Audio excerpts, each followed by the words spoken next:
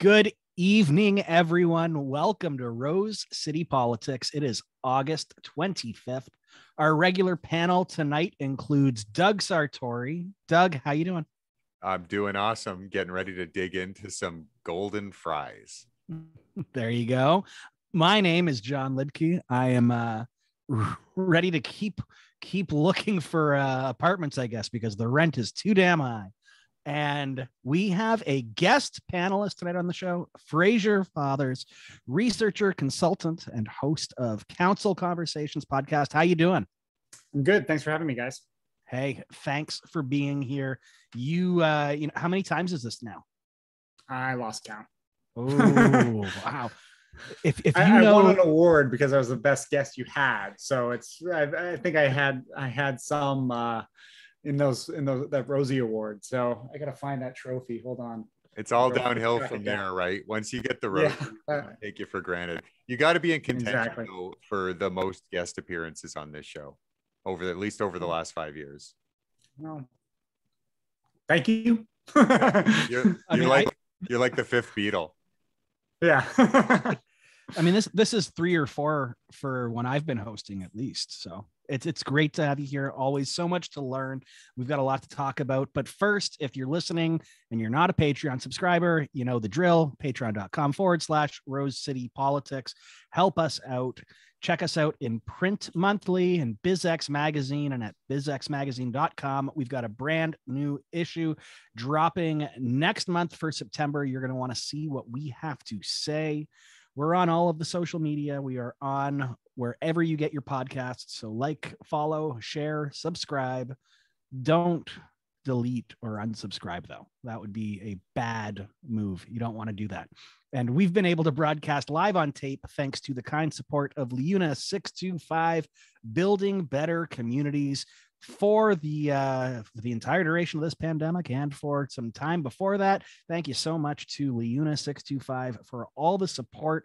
We will dive right into this. We've got a lot to talk about. Up first, it's the reason why we invited Frazier to join us on the pod tonight. Windsor is experiencing the area, if you will, too, the largest yearly rental increases in the country. Windsor Star's Dave Waddell put this one out. The rental market experienced a sharp increase last year, showing the largest increases in Canada for 2-bedroom apartments and the second highest for a 1-bedroom. The Zumper Canadian report collects rental data from Canada's 24 most populous region, and it's shown that the monthly cost of the average 2-bedroom apartment in the city increased 24.6% to $1,420 over the past 12 months. A single 1-bedroom goes for $1,130. That's an increase of 18.9%. Staggering. Key things here that this article really drills into is that people's incomes aren't keeping up with the cost of living, and people are getting priced out of owning, not just in Windsor, but also across the country, and they're being forced into this rental market. COVID hasn't helped this situation whatsoever, driving people down the 401 corridor. And let's just leave it right there. We're going to start talking about like a few more things that's going to add to this, but let's bring you in, Frazier, with just what we're looking at right here, top level wise. You know, people's incomes aren't keeping up with what the cost of living is. We're seeing dramatic increases. I mean, 25% increase over an annual period is wild. What's your take on it, and what does it say about, what we're seeing, but what people are dealing with? Yeah, again, a price increase of 25%. We've been used to hearing big price increases in the home sales market, prices doubling, $100,000 over asking, that sort of thing. What's scary is that the rental market is far more elastic than the home sale market, and that it tends to go up faster, but then be a lot slower to sort of decompress afterwards. And that you need to have a prolonged, recession, economic downturn in the community, exodus of people in order to actually return prices down to some lower level, or a massive increase in supply, neither of which are likely on the horizon. So these increases are the start of what will be probably a long-term trend of increases. When looking at incomes and tax filer data, you see incomes are up, 1 to 2% per year, depending on your sector between the census and now. So if you go back to 2016 and you're now at 2021 and we're waiting on the 2021 census data to come out early in 2022.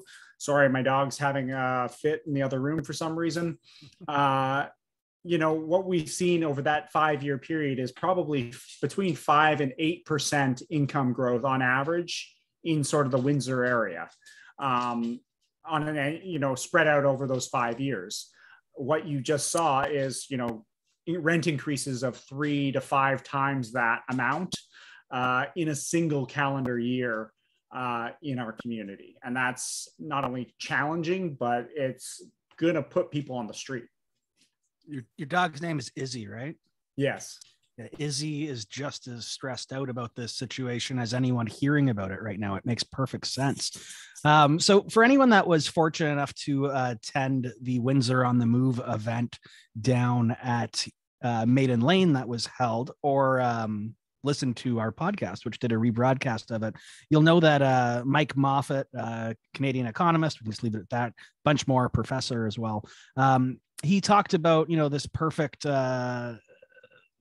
storm in this housing crisis in terms of the COVID pushing people leaving their homes and the drive down the 401 until you qualify. I believe he dubbed it that, drive till you qualify specifically. And then also, this return of international students is really going to do a crunch as well.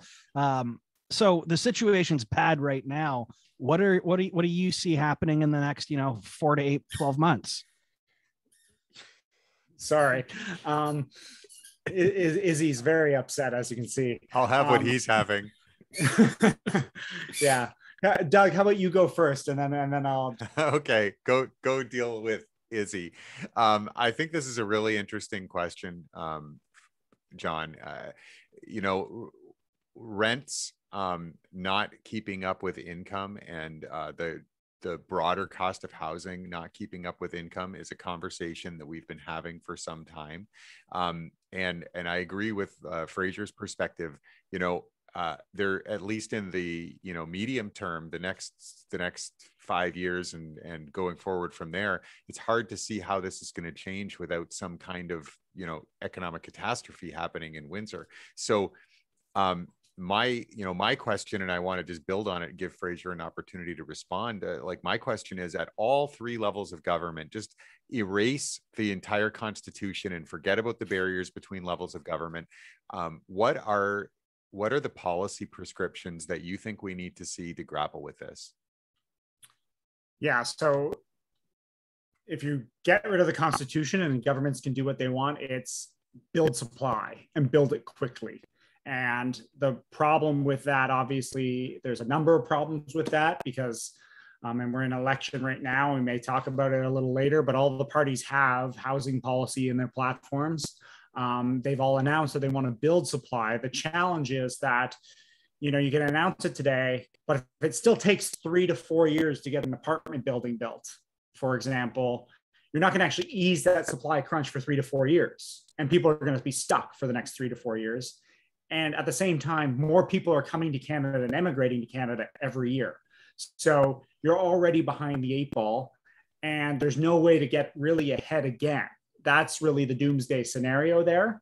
And so it's about massive construction is really what we're talking about being needed. If you want to cut rents in half or do something like that, you got to talk about building hundreds of thousands of units just in Southern Ontario.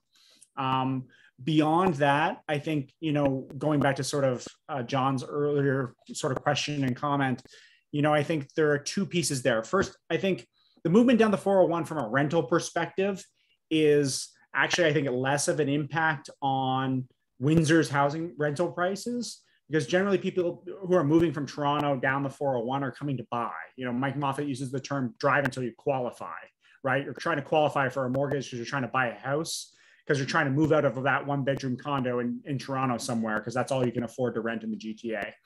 So I think the factors that are impacting the rental market are a little bit different than the housing market. What the rental market challenge has been, And we've seen this in the student housing space is they haven't built a lot of dedicated rental units in Windsor, Essex and beyond in Southern Ontario in decades, right? You know, we have our first affordable housing unit going up over off of Lausanne in the Meadowbrook area. You know, it's 130-ish units. That's a great investment. But, you know, again, it's taken years to get built and it's only 130 units and there's thousands of people on a wait list. I think the real question becomes, how do you rapidly build housing? And until you crack that policy nut, and it means, you know, things like, you know, neighbors don't get a point of view on what the apartment building is in your neighborhood. It's just going up, which is not a palatable political position that anyone wants to be in. That until you have sort of a leadership in that space, you're going to have real challenges in controlling the rental market in a significant way. Well, you know, it's a tough situation. We know with the social housing wait list, it's been going up. It's been going up, as you mentioned, from 8 years ago, it was at 2,000. It's over 5,000 now. The amount of units that are being built aren't enough, as you indicated. I still think you look downtown and there's 1,000, 1,200 units still maybe to be brought online total in all of this development that's going on, potentially a bit more. What did Windsor Works call for there on top of that? What was it, another 3,000 or was it 6,000 on top of it? Either way, we're talking about, just from an economic development perspective, a need for something that far surpasses what's happening right now, let alone from, you know, the equity standpoint of just needing to provide people with a place to live that's not really taking money out of their pockets. And that's the second point here. The number of people that are spending in Windsor, 50% to 70% of their income, social services says, is increasing. 20% of people are falling into the more than 50% category. You know, so Doug, you were talking about, you know, pull away the Constitution, and, you know, just get rid of these provincial and federal issues that exist.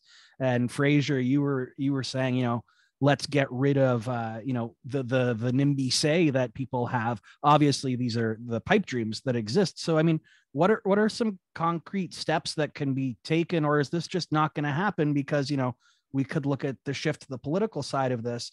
I mean, which politician actually wants to go away, taking away generational wealth from a group of voters that, you know, vote?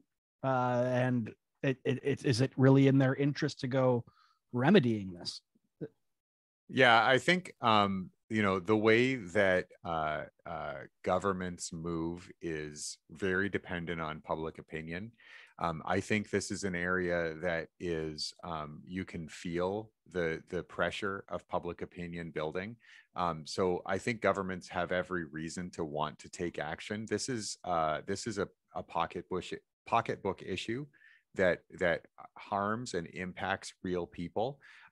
It may, and it looks like from the numbers that you just cited, that it predominantly impacts people at the lower end of the income spectrum. But it's in the last year and a half, besides, of course, dealing with a pandemic, one of the things that's happened, in my opinion, is that increasingly the conversation about the cost of housing has become as common as talking about the weather, and not just among people at the lower end of the income spectrum, but people all across the income spectrum, because many families in Canada are being impacted. Forget about the local, forget about Windsor.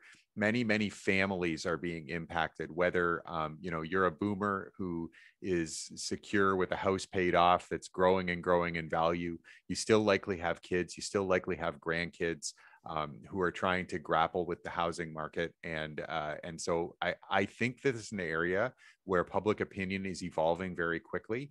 And that means that I believe that governments will respond. There, you know, whatever's in the platforms right now, governments at all levels will have to respond, because the pressure will become greater and greater. The question is how. And one question that I have that I haven't seen anyone dig into it. I'm sure they have, and I just haven't seen it, but it's capacity. So what is our capacity to actually construct new housing? If we completely opened the taps and removed all zoning barriers and just lived in Frazier's wonderland of an apartment building going up in every residential neighborhood in Windsor. If we did that, could we actually build the housing at a pace that would satisfy demand? Is this a thing that we can only deal with this problem no matter how intense it gets over the next 5 years, that we're only going to be able to deal with it over the next 20? I think there are some real serious and deep conversations that we have to have, because if rents are going to continue to escalate in the short to medium term, and that's baked in already, and there's not a lot that we can actually do to turn that around because of choices that have been made in the past, then we have to have a conversation about mitigation. And some of the mitigation solutions may not be very palatable, because I don't see what alternative exists absent Frazier's solution of building more housing, which is obviously the fix, increase supply. But if we can't increase supply, then the only other possible solution that I see in the short term is wealth transfers. Yeah, I would agree. Like, it's the housing challenges is a symptom of broader policy decisions that have been made over a medium longer term. I know in Windsor, and you guys have talked about it a lot, around international students and things like that.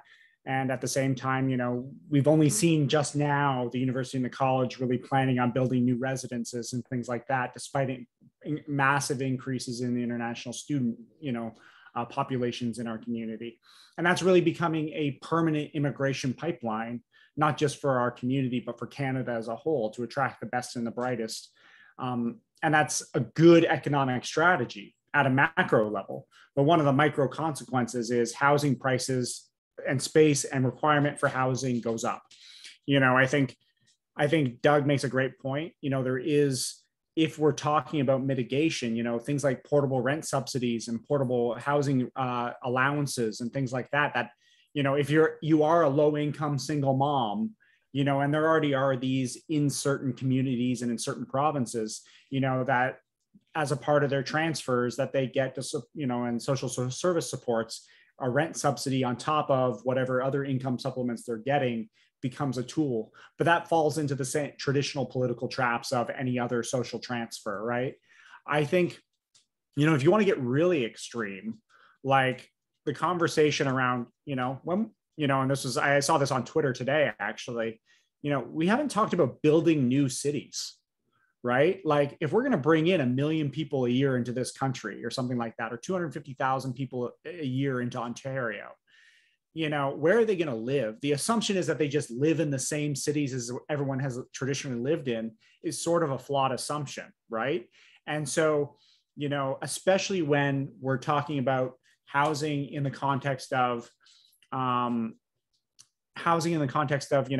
Southwestern Ontario, and I've talked about this on my podcast, the idea that, what's happening in places like Tillsonburg, Ontario, and North Perth is that they are building rapidly, but they're building they're building mixed use, but it's covering up farmland. And this gets us into the sprawl discussion, right? And so, but like, they're not building 20-story apartment towers in Woodstock, Ontario, right? They're building mixed ranches like they are in LaSalle. And so the conversation then becomes like, if in 25 years, Woodstock is going to look like Brampton and like grow from 50,000 people to 250,000 people like Brampton did over the last 25 years, do we need to start building Woodstock now like Brampton is now? And like having really serious conversations about those things. And there's not the political will for that. I think, despite what Doug says about, this is absolutely, probably the defining issue currently after COVID. But I think that the challenge with that issue is that it's so nuanced and there's so many sort of layers to it. And the perspectives of that, baby boomer who's paid off the house is very different, despite their grandkids' challenges at affording their own home. What that means to the pocketbook is, pocketbook, or to the voter in the ballot box is very different depending on who you talk to.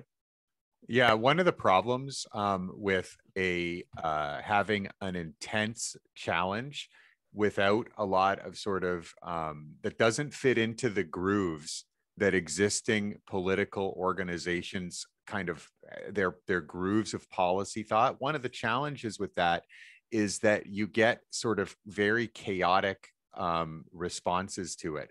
What and I'm not saying that this issue is at the same scale as the Great Depression, but if you look at what political movements emerged from the Great Depression in Canada, not just political parties, but also, I think of things like the March on Ottawa and the labor camps that were built to sort of house workers or people out of work and give them, holes to dig and then fill the next day and all that sort of thing.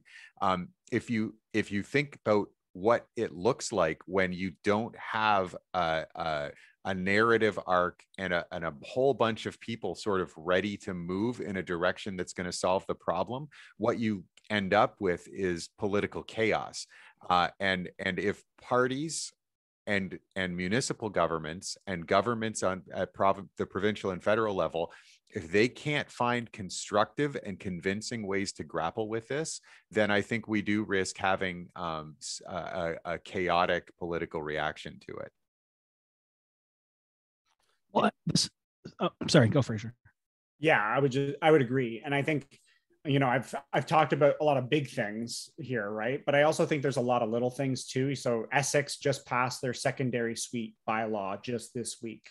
Windsor has a secondary suite bylaw in place. And, one of the conversations is really about, and I've seen some polling on this about who and under what circumstances would people put up one of these units and let, rent out a piece of their backyard to a stranger, right? And it's not for everyone, but certainly, when you have 66,000 residential single family sort of townhouses, row houses, or single detached homes in the city of Windsor, if you get 1%, well, that's 600 new units. If you get 5%, oh, that's 3,000 units. You get 10%, so that's 6,000 units, right?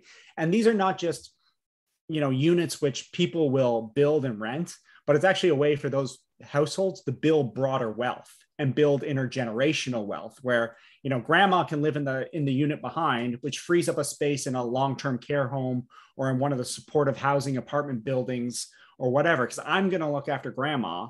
And, that then frees up a space somewhere else. Is that going to drive down rental prices in the short term? Absolutely not. But as a part of a broader solution of, you're also putting up, 1,000 units in the downtown core. If you add on top of that 500, tiny homes spread across Windsor, and you add on, some new apartment buildings in South Windsor or in East Windsor, that's how you get an actual robust solution. And then what it's going to really take is a real concise analysis of the financials, right? And I think this is where, particularly in the Windsor context, there's an opportunity for things like land trusts and nonprofit housing providers. If you look at what's happening up in London with the Soho project in London, they're going to build, I think, almost 1,000 units through a nonprofit housing partnership. It's backed by the London Community Foundation. The City of London gave them all the land for free. There's a massive social housing project going on that's going to put up 1,000 units. The mayor of London said that he wants to meet their 20-year goal in the next 5 for the number of affordable units built. So it takes leadership at all levels as well, where you can't just say, oh, we've got this building going up. Building looks great. We got some money from the feds, and that's the only way we can do it. The city of Ottawa set aside $10 million a year for the last 3 years out of their own budget just to hoard money to leverage when the feds and the province come along. They can immediately slap down $30 million and start building, and it's like, that's the kind of forward-thinking leadership that is also needed, where you got to be willing to say, we're going to plan for the future and then build towards that future. Oh, I have so much I want to say, but I've got 2 different ways to take it right now. Okay, let's stick on just the numbers first, and then we can do a shift towards politics a bit more after that. I'm doing a quick Google search here. I've had a few thoughts about this while you guys were talking and remembered a few articles that I came across.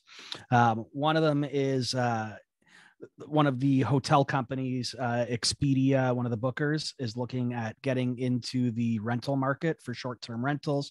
Obviously, we see Airbnb is growing in popularity as well, but we can just group that, all in short-term rentals. There was a Globe and Mail article that came across. Condo developer plans to buy $1 billion worth of single-family houses in Canada for rentals. It's just too juicy not to get into this market.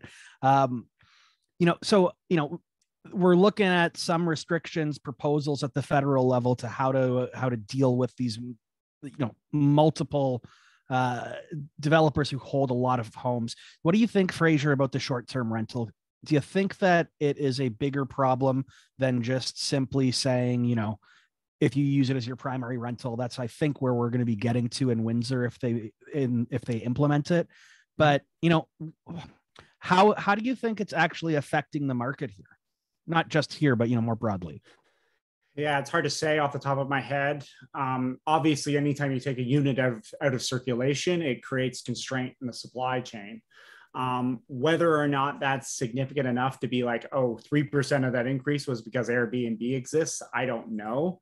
I think, where municipal bylaws, particularly in Windsor, are going, where you have to live in your rental or, be a part of the rental unit is in your primary dwelling, is I think where you're going to see a lot of, mid-sized sort of cities going, or they're going to designate, sort of certain districts of their city where you can allow for, if you want to allow for, Airbnb or that sort of thing in a certain, downtown or whatever, or in a certain touristy district, you might allow for that. Grand Bend, for example, I think it was it Grand Bend? Godrich just passed a new Airbnb bylaw banning them. Like, this is a tourist town on Lake Huron, right? The only way you can run an Airbnb now is if you live in the house. Yeah. So a separate Airbnb unit, isn't allowed anymore. So, municipalities can absolutely take those steps. There are trade-offs for that. Again, it comes down to sort of leadership and prioritizing what are the big bucket issues that you want to try and tackle, whether you're mayor, premier, or prime minister. Yeah, it's a tough one, certainly, for the balancing act. And we know, as you brought up earlier with Meadowbrook, what is that, 173 units or something? I thought it was 38, 138. 138. It's how long has it been? It's just, it's not going to be a dent, right, at all. And then you start to think of the political capital and the capital itself that was invested just to get that small amount. Who's coming to the table here with these grand visions, right? Yeah, like that's obviously the challenge. Is it takes leadership to build those visions and sort of run them forward and be willing to take that risk. I do think Meadowbrook, there are more rapid ways to build, affordable housing and community housing. There is a project happening in Windsor right now using shipping containers. It hasn't been publicly announced, but it's happening. And the thing has been put up in like 4 weeks. It's like, and it's a smaller project. I think it's only like 5 units or 6, 8 or 10 units or something like that. But it's like literally they just craned in the shipping containers, dropped them on top of one another, slapped a facade on it, and it's almost done. It's happening in West Windsor. From what I understand, it's going to house, people at risk, right? And so there's like some great stuff happening. It's about how do you scale some of those good ideas? How do you incentivize those good ideas while still enabling some of those long-term things? Because you do need to build apartment buildings. They do take time to build, everywhere. But, and even, I think I've seen a video on like YouTube where like in China, they built like a 20-story building in 24 hours or something like that. Like that doesn't happen in Canada. And so, and unfortunately, it probably never will happen in Canada. So like the question becomes, you have to speed up these processes. But like, again, unless there's, the people at the helm really want to push those issues and really make it a priority, like you're somewhat seeing in London, I would say, you're going to end up with sort of a process that doesn't really meet anyone's needs. Yeah. Well, I guess, let's wrap this by shifting it to, a political angle here.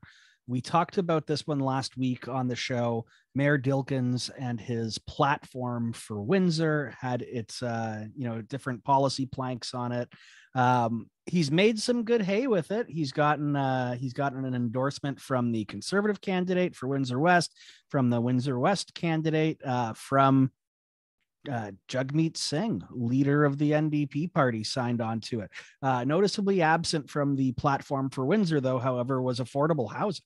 From a political perspective, it seems like if you're looking at, I mean, I guess, to play devil's advocate for the mayor here, I don't like to pick up, I sound, speaking out of both sides of my mouth here. He didn't say that these were the top 5 priorities, but he just got a federal leader to sign on to 5 key pillars that he brought forward. What does it say, Doug? Do you think that he wasn't even willing to swing for it, for affordable housing here? I mean, talk about low-hanging fruit from my perspective. So if you take a look at the platform for Windsor and think about it in terms of where that political appeal is focused. Last week, we talked about it in terms of, these are pet projects for the mayor, which I think is a fair perspective. But I also think that you can look at it and it identifies Mayor Dilkens' preoccupations and his core constituencies. This is about economic development. That's a primary plank there. The moving on the hospital, which is really about moving development and construction in the south, in the Sandwich Southlands. These are all policies that are focused on Mayor Dilkens' perceived political interests. That is what it's all about. I don't think it'll be shocking to anyone that I am often critical of Mayor Dilkens, and I think his vision is too narrow. I think that he is very focused on electoral politics and not focused on vision or long-term policy, or maybe isn't even capable of having and articulating a long-term vision for Windsor that would actually transform or impact our city. So it's not surprising to me that housing does not appear there. Number one, it would be hard. It would be politically challenging because the interests that I just identified, who are the constituency and supporters of Mayor Dilkens, in some ways would feel threatened by some of these changes if he were to advance them. People who generally don't vote for Mayor Dilkens are the folks who are the most impacted by rising rents. So the safest thing for him to do, if you bake in a lack of interest in transforming the community or moving the community broadly forward, if you bake that in and you just look at it from a purely cynical political view, the platform for Windsor is all the things that Mayor Dilkens sees political benefit to him in moving forward, and the issues that he ignores are the issues that doesn't matter how many people they would help, they might represent a political liability. That I think is the reason why you don't see anything about housing affordability in platform for Windsor. Mayor Dilkens doesn't care. Yeah, so I think the platform for Windsor is pretty much a soft run of Mayor Dilkens' re-election campaign. In many ways, we'll deliver the hospital. We will, we'll get you this new economic development. We have to economically diversify, which lines up with Windsor Works. The 80 Knox facility was linked to Windsor Works. The Ojibwe sort of park piece is a great, again, economic development, tourism, sort of amenity to have in your community on that economic development space. So really, I think what this is if he can get, let's be honest, if we can get a federal party to sort of check off this box in this election a year before the municipal election, he can then go to the door with, I got a deal from, this upper level of government when he's at the door next summer, next fall, rather than having to show up and say, well, here's just the plan, So I think we're seeing sort of a dry run of the municipal election next year. Good insight there on that. I do not disagree with you at all. I found it really interesting. I'll say again that he was able to get the NDP leader to not only commit to it, but to do so in public for a photo op as well, signing a picture of it. Well, John, like let's be real here. The chances that the NDP are going to have their hands on the levers of power and have any obligation to ever follow through on any of this is essentially nil in this election cycle. So, and probably for the entire period of the leadership of Jagmeet Singh. So this is a completely risk-free opportunity for Mr. Singh to have a photo op with the mayor of Windsor. It's very unlikely that you would see the prime minister or the leader of the opposition signing on to something that they, for a Windsor photo op that they might end up being held accountable for later on should they form government. So, it's an easy layup for Singh. Yeah, I mean, there's no risk from it whatsoever, but still, still raises eyebrows, at least from people like me, regardless of where the levers are going to be. I can just hear Kieran right now just running towards one of our microphones, trying to get a chance to rebuff what you just said. Let's shift our focus, though, specifically to your former stomping grounds, Doug. Let's go to Amherstburg, if that's okay with you. Absolutely. Always ready for a trip to the delightful town of Amherstburg. Well, a First Nation chief is calling for the name change of Amherstburg. We've talked about this one before a number of times. Blackburn News' Adele Loisel put this out. Chief Jason Henry of Kettle and Stony Point First Nation has called for the town of Amherstburg to change its name. That's prompted Mayor Aldo DiCarlo to say, unlikely to happen. Chief Henry is not the first to suggest a name change, but he is the first First Nation chief to do so. Contentious, changing the name. We've talked about this before on the show.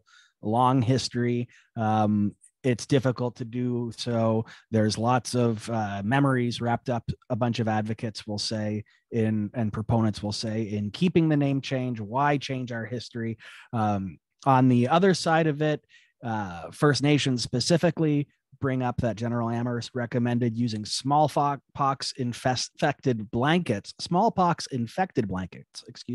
as a weapon against First Nations during the French and Indian Wars of the 18th century. So, I would say, we've talked about this on the show, pretty well justified to change the name. We've also talked about probably not the best to go around naming things after people, especially in light of historical context. Moving forward, I would make a big recommendation. Don't do so. You never know what someone actually did until it shows up 75 to 150 years later in a diary or something. You go, oh no, we don't like that at all. What I found most interesting about this, Mayor DiCarlo said, now I don't know if it was offhand or not, how it is in interviews, but he said it'd be really difficult to go change the name. There's not a groundswell to do so, but perhaps a municipal referendum is the best route to determine whether there is interest in a name change. Now that's interesting. That's the most practical we've ever heard from a political perspective of actually changing the name of Amherstburg, I do believe. The mayor, though, did say it's not like a street or a building. Those are easy, he explained. Changing the name of a 200-year-old town and everything that goes with it, that's a big decision. Again, so not from the practicalities of it, more so from the implications and from the politics of it. It sounds like he's speaking with. Doug, it's your stomping ground. It's where you come from. So you're always going to be the one who has to give the first real insight into it. Yeah. So obviously it would be hugely challenging to change the name of the town. There's no question. Mayor DiCarlo is a politician. He relies on securing a majority of votes in the town. And I would anticipate that he accurately has his finger on the pulse of the population of Amherstburg, that there is not widespread interest in a name change at this time. However, I think it is a conversation that is more than worth having. It is a conversation that is more than worth starting. My personal view is that Amherstburg was not the original name of that settlement. The original name of that settlement was the township of Malden. Malden continued to be the name of a township in the region, and which is one of now the constituent communities of the amalgamated town of Amherstburg. I think that that is a perfectly reasonable option to consider changing the name of the town to Malden. I think it would not be doing violence to the history of the community. It would be entirely respectful of the history of the community to return to the original name of the settlement. But this is more, I think, a conversation to have. This is not something that's going to move quickly. I wouldn't anticipate that the name of the town would change in the next 5 years or the next 10 years. But I don't think it will ever happen until we start the conversation. And I don't want to be too much of a hard ass on this. I do think the name of the town should change. If you're from Amherstburg, you haven't spent a lot of time thinking about it, and your immediate reaction is to be unhappy with that proposal, I think that is understandable. I think what people need to get through their heads and the reason we have to have the conversation is that by saying, who cares, let's just keep the name, this is something that I'm comfortable with, what you're really doing is you're talking about who actually matters. And isn't that the point of this broader conversation we're having across our society and across our country now? That it's not about the name being offensive or wanting to erase history or forget the past or whitewash the past. It's about moving towards a country and a town where every person matters, where the perspective of every person matters, and where a town named after a person who advocated genocide against a group that is, a vital part of the fabric of this place, that's not acceptable, and that's something that should change. But I don't think it's a conversation that will happen, that will bear fruit overnight. But I'll tell you where it should start. And I think Mayor DiCarlo pointed the way. It should start with changing the name of the schools in the town. That is a building. That is not renaming a town. And it is within the power of the Greater Essex County District School Board right now to take the names off of the buildings and come up with new names for those schools. They're in process of determining the name for the new school, the new high school that will be built in the town. That process should be done with sensitivity, and the name Amherst should appear nowhere in the name of that school. The Amherstburg Public School should be renamed. These are easy things to do. These are not hard things to do, like renaming a town. The school board should show leadership and help advance the conversation.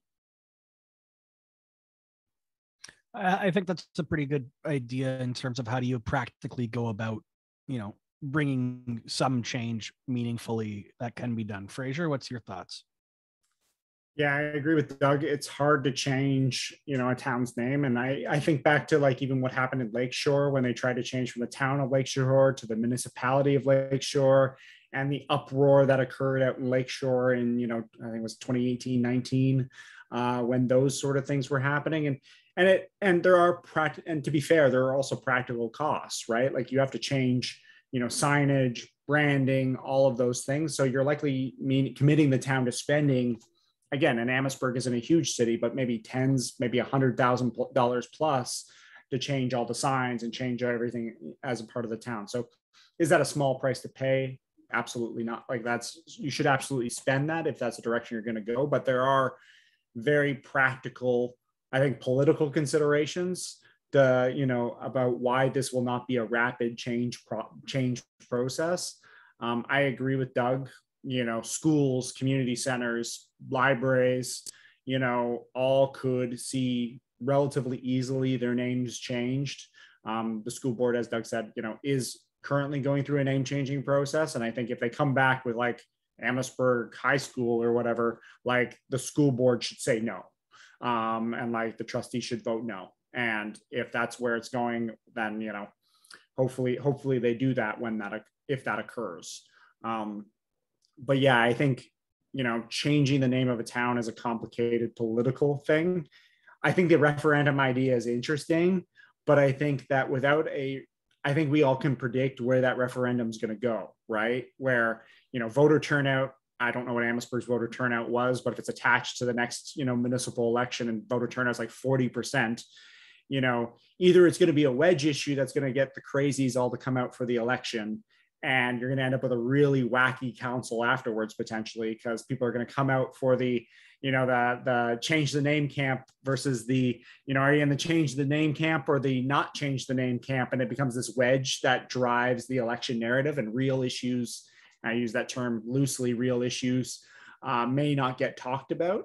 And then also you end up with a situation where, you know, I don't know what municipal referenda look like in Ontario from an engagement perspective, but I'm willing to bet that there probably isn't going to be a strong advocate for the pro side.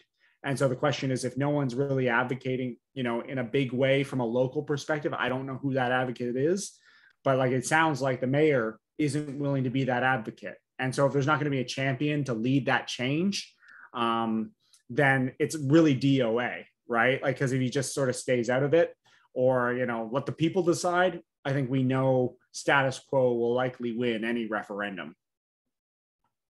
Yeah, without a big impetus and a groundswell behind it, you'll sort of just see a status quo. I do agree with you on that. I do want to keep it on this just for a split second more. Doug made his proposal to change the name to Malden. Now, what do you pitch, Frazier? I've got one. I think Terminus is cool. It would be a good one. It's got a good history because it was the end point of the Underground Railroad. So it does fit in a historical context. You know, it doesn't hurt science fiction wise. It's got the direct link to the Foundation series. You know, it's a good thing though as well. It's Capital Planet. So that's, you know, a bit of an ego boost there. Do you have one, Frazier? Oh, sorry, Doug. Do you want to? Only if we have to rename Windsor Trantor in that scenario. Yeah, I don't have a name in mind. It's not something that I've really been, I'll be honest, pondering what to rename all the towns in Essex County as, if their first name is found to be inappropriate. But yeah, I think it's one of those things that, like, even just, you know, you can't let the internet decide. Otherwise, you're going to end up with Townie McTownface or something like that being the town name, which would be hilarious, but also probably bad for branding. I don't know. Could be good. Could be good. No, it wouldn't, but okay. Hey, it'd be better than it is now. Let's go on to and you can't disagree with that. We'll end it right there. Last topic though tonight before we get to for your consideration. Ward 9's Kieran McKenzie is happy, though the photo doesn't show it for any of the news stories. He's happy over a feasibility study for a potential library in the ward. Windsor Public Library's board approved a feasibility study for a Ward 9 library, and it'll be going to council for approval. Interesting. Ward 9 is the only ward without either a library or a community center. McKenzie, he says he's spoken with literally thousands of constituents who, of course, say we would like to have one amenity, I'd imagine, let alone, you know, a library, a community center. Doug, when we first started working together at the Urbanite many moons ago, when you guys were doing Rose City Politics columns there, one of them, you had put together a asset map of the city, graphing where things were. And, you know, this popped up then, Ward 9. Nothing's changed really here, although I'm sure there's a few investments here or there that can be spoken to. But what's interesting about this one is Mackenzie is saying, you know, former host of the show, friend of the show, currently most of the time, is suggesting that there's an opportunity to leverage part of the Devonwood Conservation Area land here. He said he's spoken with IRCA and the university about this, and both are interested in potentially getting on board. And, you know, so there's going to be a feasibility study being discussed during budget deliberations. That's coming up in December here. So we got a couple areas that we can talk about here. I know, Doug, you want to talk about the asset what we have, what we don't have specifically. We can also talk about the politics here of placing a library on conservation land. Is that is it an innovative use? Is it a cop out because it's a means of not having to do it somewhere else while eating into our conservation land? So we've got a couple areas to go in the next 10 minutes here, but what do you got, Doug? So first of all, I want to commend Councillor McKenzie. This was an election promise that he has pursued since the election. And it's that rare thing in municipal politics, a proposal that is both bold and not completely batshit crazy. So I think that's, that has something to recommend it. It was a good, bold concept. And I'm glad to see it moving forward, at least at the level of the library board. I think it makes a lot of sense to add that kind of amenity to Ward 9. And it makes a lot of sense if it can be done in an environmentally sensitive manner to incorporate it with or near the conservation area. There's not a whole lot not to like here. I'm really interested to see how this fares at council and how it will fare at budget. Councillor McKenzie is not typically aligned with the mayor, and that may pose some challenges because I would imagine this would be a pretty significant impact on the budget in terms of, the capital budget. So it'll be interesting to see how Councillor McKenzie is able to, work and secure those votes around the table for something that he ran on, that he promised, and that may not have, the excitement in the mayor's office. So that if you want to stay on the politics, maybe go to Frazier on that. We can talk about the other stuff after, but yeah, politically, I think it's fascinating. It'll be really interesting to watch. Yeah, I think a feasibility study is actually probably pretty politically viable. Like at this stage, in essence, what would all get approved is $100,000, $200,000 for a feasibility study in an election year, so that everyone can go out, both Councillor McKenzie and the mayor can say, oh, well, when they're knocking on doors in Ward 9, whether separately, I would assume separately, they can both say, well, a library is potentially coming. We have a study out. The study will take a year or two, and the politics of when are we going to actually build a library get punted to the next term, probably, a 2023 sort of discussion, assuming everything moves forward and the same players are on the table. Obviously Ward 9 doesn't have one, and I vaguely remember there being a feasibility study previously back with Councillor Payne, but I think that was really around Devonshire Mall. I don't know if there was a full study done, so I'd have to go back and double check that. If there's a potential roadblock, if they did a partial study, then maybe there's something to build off of. I also recall that as a part of the sort of hospital plan Sandwich Southlands, there was talk of a library going out in that direction when that project moved forward as well. So I guess the question really becomes, I think Devonwood is a great spot for a potential library, especially if you're going to, theme it as like an eco library and you build in, build it into the trails and you talk about the environmental history of the region. And, it's not far from the proposed Ojibwe Park Urban National Park when that moves forward as well. Like you could link all of that together in some manner through that library. I think that'd be really a real interesting, amenity for that part of the city. Yeah. So the issue that I wanted to talk about here, and I think you're right on the money, Frazier, and your analysis of how this issue will move forward versus the funding for the library itself is really good. What I really wanted to talk about here, though, is the state of infrastructure in Ward 9 generally. As you mentioned off the top, John, Ward 9 doesn't have a community center or a library. Ward 9 also has some of the most primitive infrastructure in Windsor. There aren't very many places in Windsor proper where you're going to find open ditch drainage, but you'll find plenty of it in Ward 9. There aren't a whole lot of sidewalks in the residential neighborhoods. There is, if you go and look at the neighborhoods of Ward 9, if you move away from the big arteries and the big box stores, I think what you see is how difficult it actually is for us to continue to offer city level services as the city continues to sprawl outward. That's my perspective on it. You know, the tax base does not seem to be able to support moving forward with modern urban infrastructure throughout huge swaths of Ward 9. So I think that it's a question worth asking as we potentially, and it certainly looks like we will, start to see development in the Sandwich South lands themselves. That is an even further outpost of the municipality of Windsor. Are we going to see the same type of infrastructure that urban residents are accustomed to, sidewalks, sewers, etc., libraries, a transit system, all of those things that really make a city a city? Are we going to actually be able to afford to extend all that to the new parts of the community as it expands southward?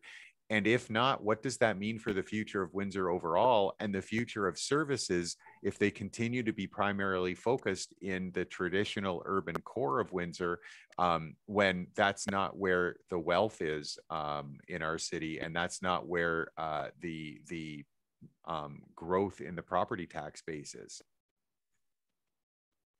What happens if those, you know, the expanding areas also use decorative light posts? Exactly.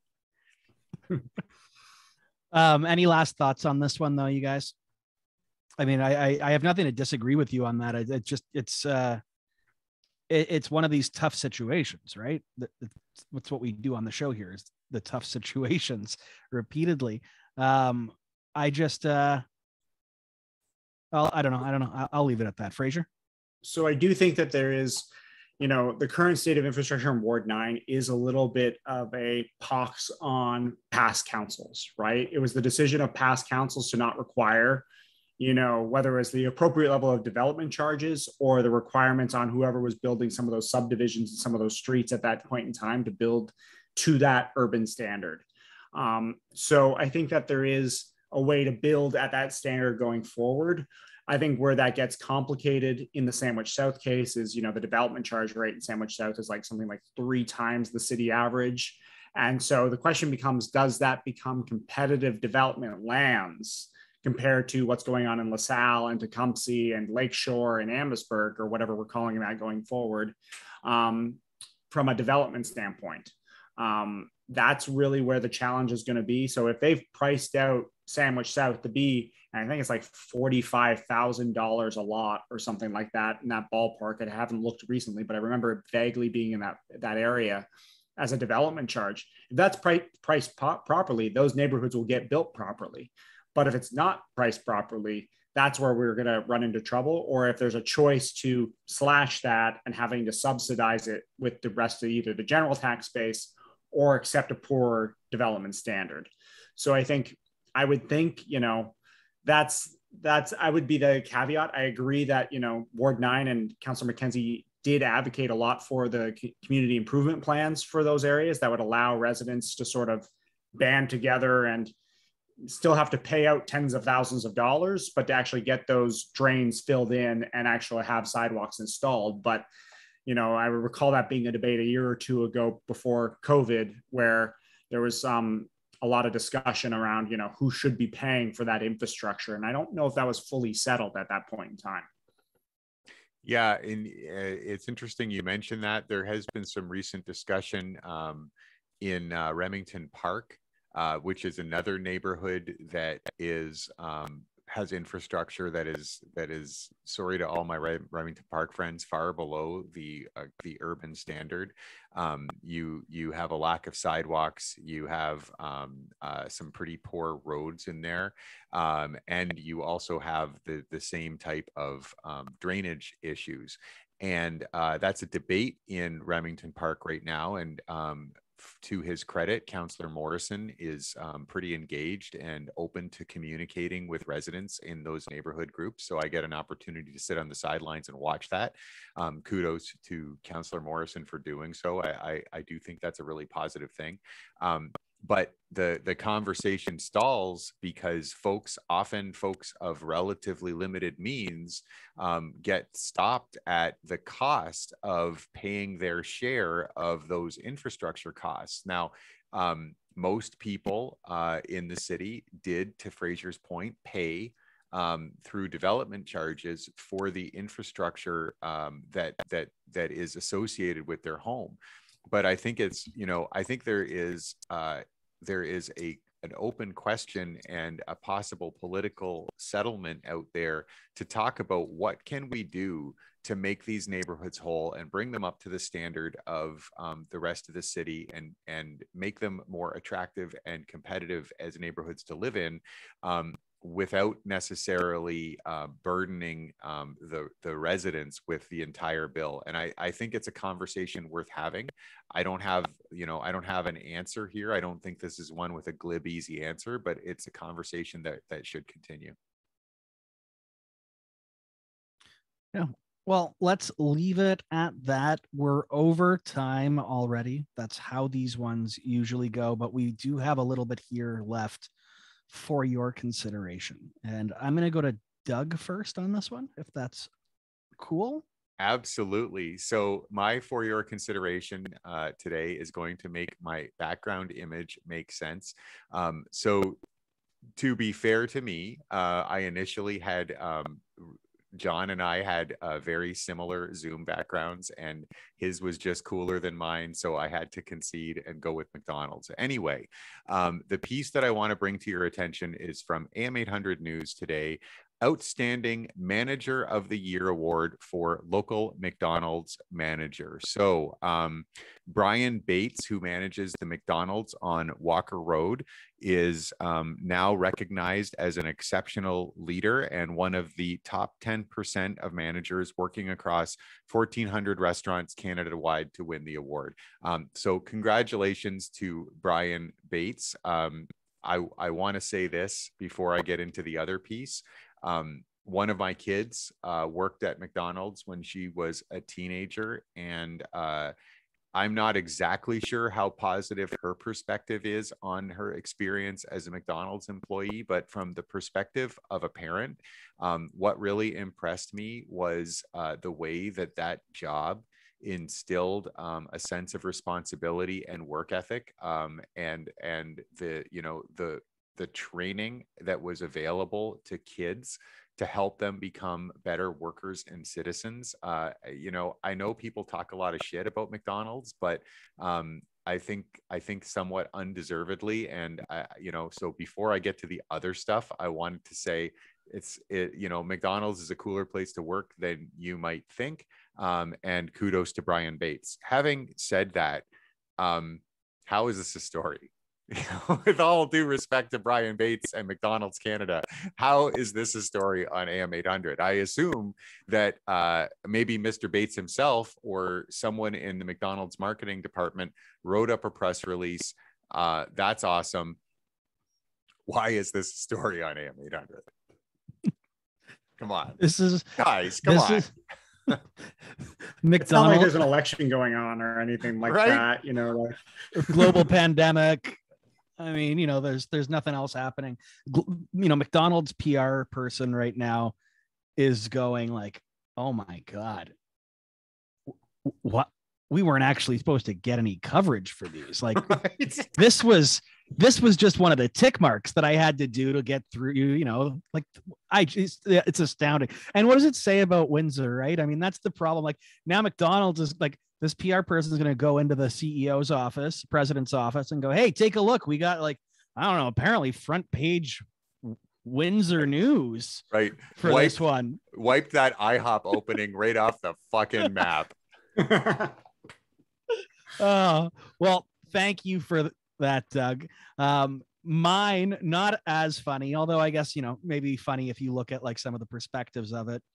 Dr. Ahmed, the medical officer of health for the Windsor Essex County Health Unit, is getting the hell out of Dodge and has taken a new position as Ontario's Associate Chief Medical Officer of Health. Congratulations to Dr. Ahmed. He guided us through some of the absolute worst of the pandemic. Knock on wood, it doesn't get worse than what we have seen in the past. He did an amazing, commendable job. He was at the forefront of a lot of decisions, implementing them locally before the province would do so.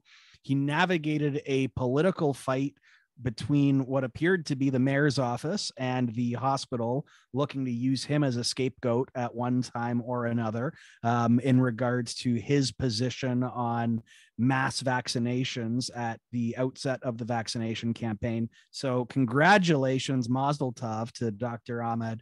Get out of Windsor, because you clearly weren't, even though, you know, there's some politicians that are giving you the congratulations on Twitter.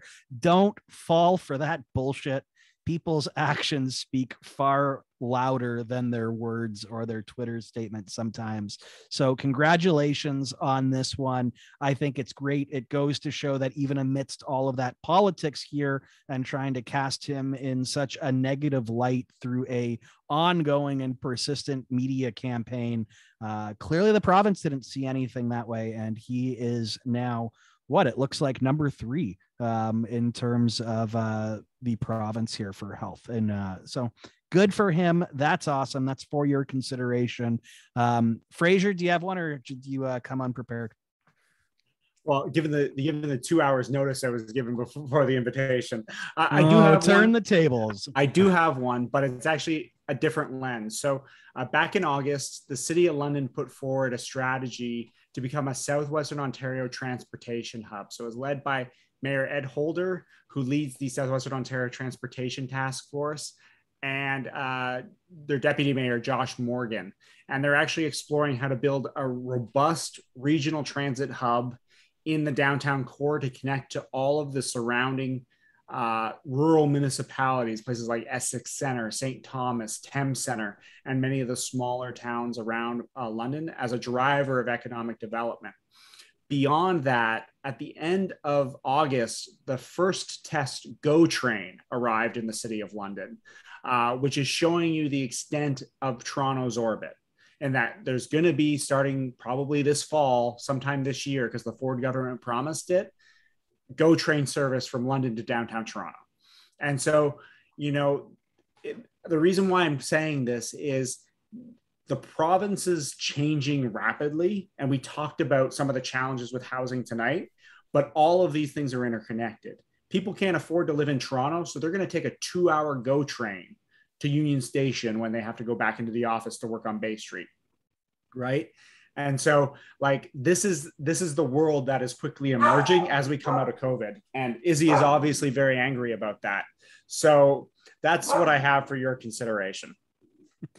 Thank you for that, Frazier. Interesting stuff. And Izzy, thank you for that for your consideration as well. Always great when we get a second guest on the show. This has been Rose City Politics. Frazier, want to thank you for coming on, even though it was such short notice.